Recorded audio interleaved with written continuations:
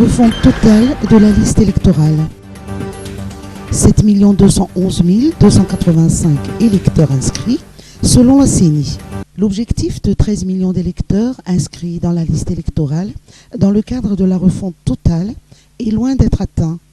En effet, le dernier rapport de la Commission électorale nationale indépendante fait état de 7 211 285 électeurs inscrits dans la liste.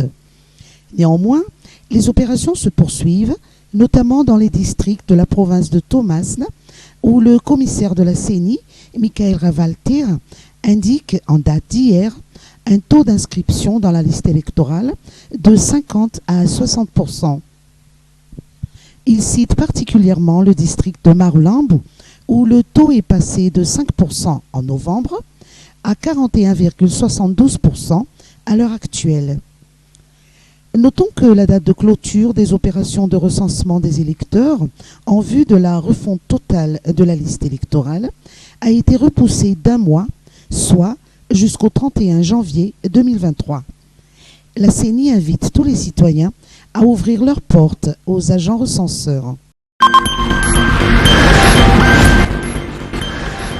Filet de sécurité. 250 millions de dollars de la Banque mondiale. La Banque mondiale a approuvé la semaine dernière un crédit de 250 millions de dollars au profit du gouvernement malgache pour accroître l'accès des ménages extrêmement pauvres aux services de filets sociaux de sécurité, pour développer le système national de protection sociale et pour promouvoir la résilience au choc. Ce nouveau projet ciblera les ménages extrêmement pauvres dans les 23 régions. Au total, au moins 3 millions de personnes, soit 13% des ménages extrêmement pauvres, en bénéficieront. Le projet sera mis en œuvre sur 4 ans et inclura les transferts monétaires pour le développement humain et les réponses rapides aux conséquences des catastrophes naturelles. Ressources halieutiques.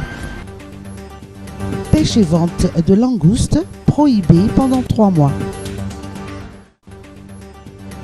Par communiqué, le ministère de la Pêche et de l'Économie bleue fait savoir que du 1er janvier au 31 mars 2023, il est interdit de pêcher des langoustes dans les eaux maritimes des régions Anjui, Anus, Atimotsnanana, Vatvavi et Fitvinani. Cette mesure concerne également la mise en vente, l'achat, le transport, le colportage et la mise en conservation des langoustes. Les autorités invitent dès à présent les sociétés de pêche, les collecteurs, les poissonneries, ainsi que tous les revendeurs, à faire une déclaration de leur état de stock à la date du 31 décembre 2022 auprès de la Direction régionale de la pêche et de l'économie bleue, la plus proche, au plus tard le 9 janvier 2023.